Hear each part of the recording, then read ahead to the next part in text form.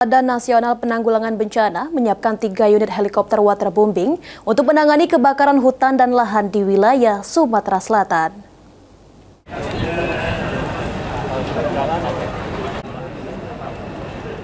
Guna mengatasi kebakaran hutan dan lahan yang terjadi di wilayah Sumatera Selatan, usai apel siaga bencana Karhutla Sumsel, Kepala Badan Nasional Penanggulangan Bencana, Letjen TNI Suharyanto menjelaskan, jika BNPB menyiapkan 3 unit helikopter waterbombing yang akan melaksanakan operasi pemadaman di titik-titik yang sulit dijangkau oleh Satgas Darat, seperti yang berada puncak-puncak gunung.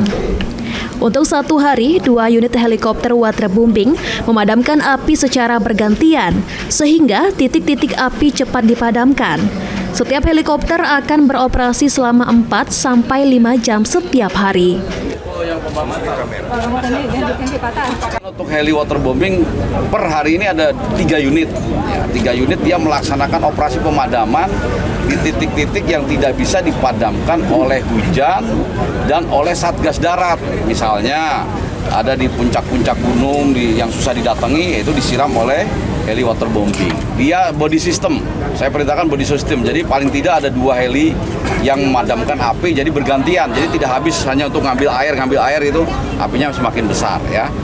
Ini Ditambahkan Letjen TNI Suharyanto, helikopter patroli juga disiagakan untuk memantau titik-titik api yang berada di Sumatera Selatan. Selain itu, operasi modifikasi cuaca juga dilakukan untuk mengatasi karhutla. Ilham Wahyudi, PAL TV.